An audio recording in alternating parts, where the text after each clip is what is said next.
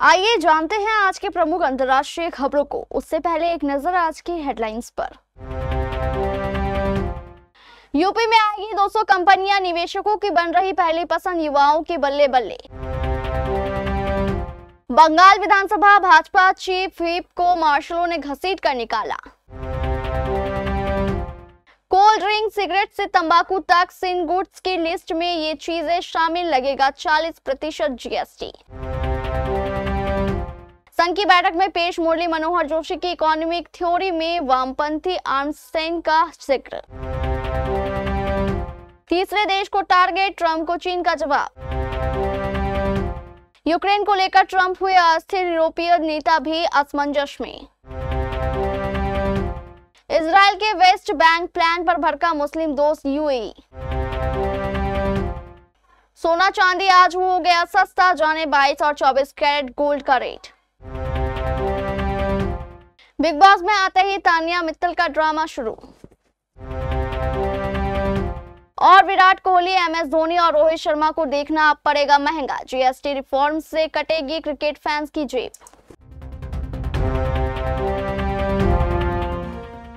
उत्तर प्रदेश की योगी आदित्यनाथ सरकार ने विदेशी निवेश को आकर्षित करने के लिए लगातार प्रयास किए हैं। ग्लोबल इन्वेस्टर समिट और इस प्रकार के अन्य आयोजनों के जरिए यूपी को वैश्विक स्तर पर निवेश करने के स्थल के तौर पर पेश करने की कोशिश की गई है। साथ ही वैश्विक टैरिफ चुनौतियों से निपटने के लिए भी सरकार के स्तर पर बड़ा अभियान शुरू किया गया है। यूपी सरकार का फोकस विदेश में पूंजी लाना और प्रदेश को ग्लोबल मैन्युफैक्चरिंग हब के रूप में विकसित करना है। इस रणनीति से प्रदेश सरकार राज्य को विकास की राह पर आगे बढ़ाने की कोशिश में है। दूसरी तरफ प्रदेश के युवाओं के लिए रोजगार के नए अवसर भी खुलेंगे, उनके लिए नौकरियों की राह आसान होगी।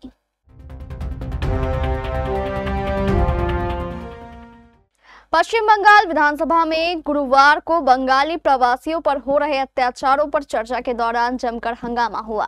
मुख्यमंत्री ममता बनर्जी प्रस्ताव पर बोल रही थी, तभी विपक्ष ने नारेबाजी शुरू कर दी। भाजपा विधायक 2 सितंबर को विपक्ष के नेता शुवेंदु अधिकारी के निलंबन का विरोध कर रहे थे। टीएमसी विधायकों ने उन्हें रोकने की कोशिश की।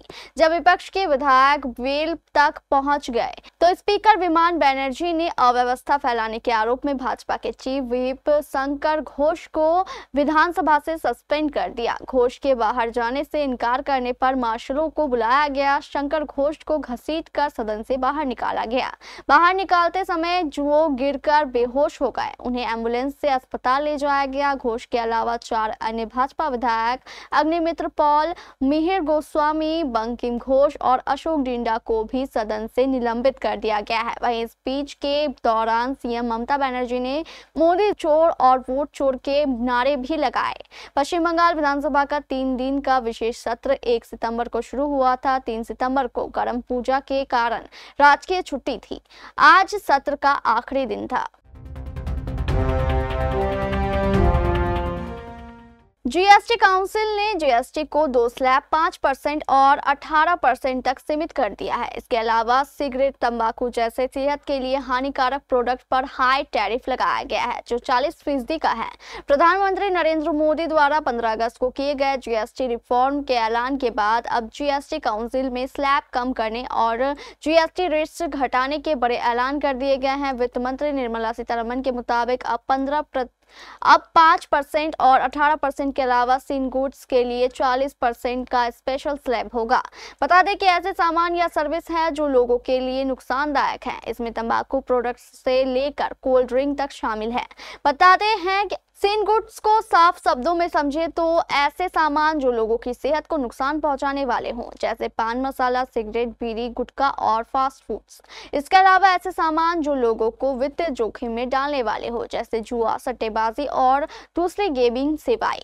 वहीं सुपर लग्जरी सामानों को भी इस लिस्ट में शामिल किया गया है, जिन पर 40% की दर से जीएसटी लगाया जाएगा। इसमें प्राइवेट जेट, याट, हेलीकॉप्टर को भी शामिल किया गया है। कुछ कैटेगरी में कार और बाइक्स पर ये हाई जीएसटी रेट लागू होगा। दरअसल सरकार का उद्देश्य ज्यादा टैक्स लगाकर इनकी खपत में कमी लाना और लोगों की सेहत व फाइनेंशियल हेल्थ को दुरुस्त रखना है।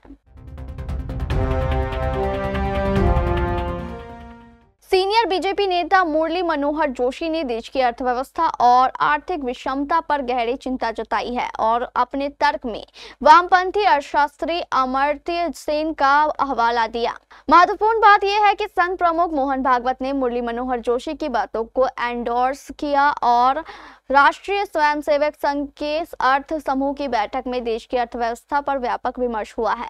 बैठक में लोगों की आय में असमानता और प्रति व्यक्ति कम जीडीपी पर विशेष चर्चा हुई। खास बात यह है कि संघ प्रमुख मोहन भागवत की मौजूदगी में पूर्व केंद्रीय मंत्री डॉक्टर मुरली मनोहर जोशी ने जो नजरिया पेश किया है उसमें नोबेल पुरस्कार विजेता अमर्त्य सेन और संघ वैचारिक तौर पर दो ध्रुवों जैसे हैं और यही वजह है कि बैठक में तो जो चिंता जताई गई है वो काफी गंभीर लगती है। सवाल है कि संघ को सिर्फ देश की आर्थिक स्थिति की फिक्र है या फिर संघ केंद्र की मौजूदा बीजेपी सरकार की आर्थिक नीति को लेकर चिंतित है। बैठक में हुई बातचीत से ऐसे सारे सवालों का जवाब मिल जाता है। मुद्दे की बात यह है कि संघ अर्थव्यवस्था को लेकर चिंतित तो है और शायद इसलिए मामले की गंभीरता को लेकर अपने स्तर पर प्रयासरत भी है।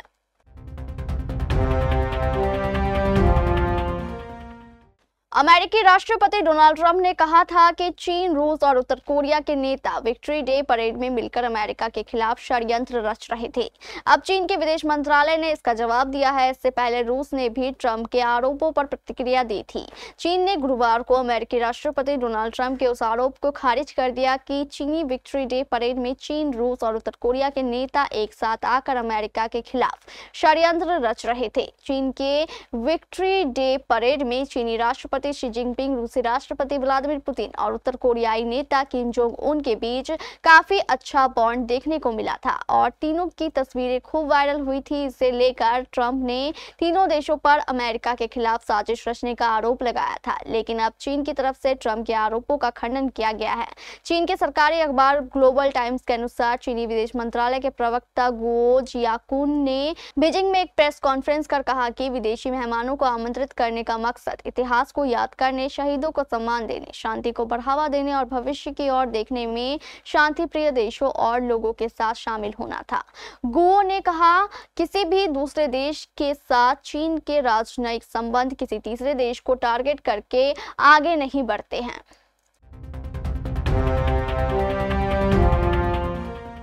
यूक्रेन युद्ध को लेकर अमेरिकी राष्ट्रपति डोनाल्ड ट्रंप के अस्थिर रुख को देखते हुए यूरोपीय देश भयानक असमंजस में पड़ गए हैं। उन्हें समझ नहीं आ रहा है कि वह यूक्रेन की सहायता करने के लिए आगे क्या करे। रूस और यूक्रेन के बीच युद्ध समाप्त होते नहीं देखकर अमेरिकी राष्ट्रपति डोनाल्ड ट्रंप जहां एक तरफ अस्थिरता के दौर से गुजर रहे हैं तो वहीं यूरोप भी असमंजस में पड़ गया है। अगर किसी परिस्थिति में युद्ध खत्म होता है तो इसके बाद यूक्रेन को दी जाने वाली सुरक्षा गारंटी क्या और कैसे होगी, इस पर चर्चा के लिए पेरिस में गुरुवार को एक अहम बैठक बुलाई गई। इस दौरान यूरोपीय देशों के बीच गहरा असमंजस देखने को मिला, जहां एक और युद्ध अभी भी बेरोक टोक जारी है और संघर्ष विराम की कोई ठोस उम्मीद नजर नहीं आ रही है। वहीं दूसरी ओर यह सवाल भी अनुत्तरित रहा है कि भविष्य में अमेरिका इस सुरक्षा व्यवस्था में कैसी भूमिका निभाएगा। इजराइल और अरब देशों के बीच संबंधों को बहाल करने वाले अब्राहम समझौते पर संकट के बादल मंडराने लगे हैं। अमेरिकी राष्ट्रपति के रूप में डोनाल्ड ट्रंप के पहले कार्यकाल के दौरान 5 साल पहले सितंबर 2020 में इस समझौते की नींव पड़ी थी, जिसके तहत कई अरब देशों ने इजराइल के साथ संबंधों को सामान्य किया था। लेकिन अब खाड़ी के मुस्लिम देश संयुक्त अरब अमीरात ने इसे लेकर ट्रंप प्रशासन को चेतावनी दी है। एक्सियोस की रिपोर्ट के अनुसार यूएई ने कहा कि इजराइल के वेस्ट बैंक पर कब्जा करने से अब्राहम समझौते को नुकसान पहुंचेगा और इसे आगे बढ़ाने के राष्ट्रपति ट्रंप की उम्मीद कमजोर होगी। यूएई की चेतावनी ऐसे समय में सामने आई है जब इजराइल इस महीने के अंत में फिलिस्तीन के वेस्ट बैंक वाले इलाके के बड़े हिस्से पर कब्जा करने की योजना पर विचार कर रहा है। इसे पश्चिमी देशों के फिलिस्तीन देश को मान्यता दिए जाने के जवाब में कदम बताया जा रहा है। अमेरिकी राष्ट्रपति ट्रंप एकमात्र ऐसी शख्सियत है जो इसे रोक सकता है। इस चेतावनी के जरिए यूएई ट्रंप प्रशासन को यह संदेश देना चाहता है कि अगर अमेरिकी राष्ट्रपति इजराइल को नहीं रोकते हैं तो उनकी विदेश नीति के महत्वपूर्ण कामों में समझे जाने वाले एक काम पर पानी फिर सकता है।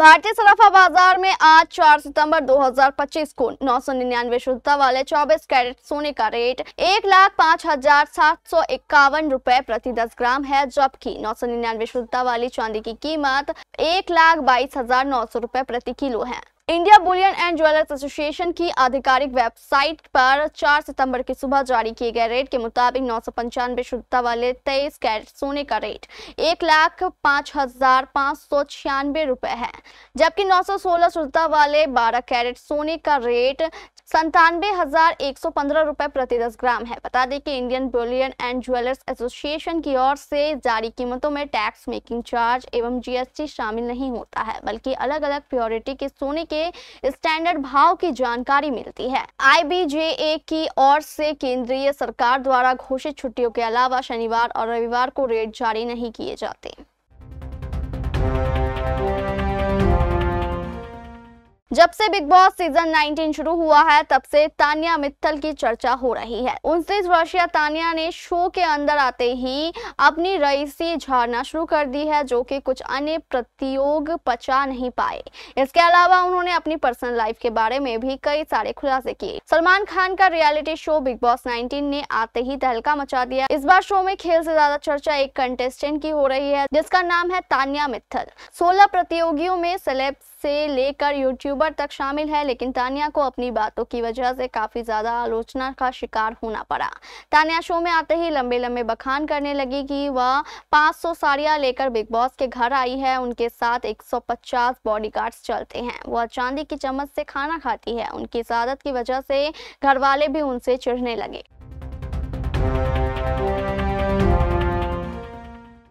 देश भर के क्रिकेट फैंस को अगले सीजन में इंडियन प्रीमियर लीग के टिकटों के लिए अधिक पैसे खर्च करने होंगे, क्योंकि सरकार ने इन मैचों में प्रवेश पर गुड्स एंड सर्विस टैक्स को 28% से बढ़ाकर 40% कर दिया है। बुधवार देर रात जारी वित्त मंत्रालय की एक विज्ञप्ति के अनुसार कैसीनो, रेस क्लब, कैसीनो या रेस क्लब वाली किसी भी जगह या आईपीएल जैसी खेल प्रतियोगिताओं में प्रवेश पर आईटीसी के साथ 40% जीएसटी लगेगा। पिछले सीजन तक जीएसटी से पहले 500 रुपए के आधार मूल्य वाले आईपीएल टिकट की कीमत 28% जीएसटी के साथ 640 रुपए थी। हालांकि 2026 सत्र के दौरान सरकार द्वारा 40% जीएसटी लगाने के बाद अब यह टिकट 700 रुपए का हो जाएगा। ऐसा इसीलिए क्योंकि आईपीएल टिकटों को विलासिता की वस्तुओं की श्रेणी में वर्गीकृत किया गया है। हालांकि भारत के अंतर्राष्ट्रीय मुकाबलों को अन्य खेल प्रतियोगिताओं के अंतर्गत वर्गीकृत किया गया है और 500 रुपए से अधिक मूल्यों के टिकटों पर 18% जीएसटी लगेगा। 500 रुपए से कम मूल्यों के किसी भी टिकट को जीएसटी से छूट दी जाएगी। ऐसे में भारतीय क्रिकेट टीम के होने वाले मुकाबले में फैंस को राहत जरूर मिली है।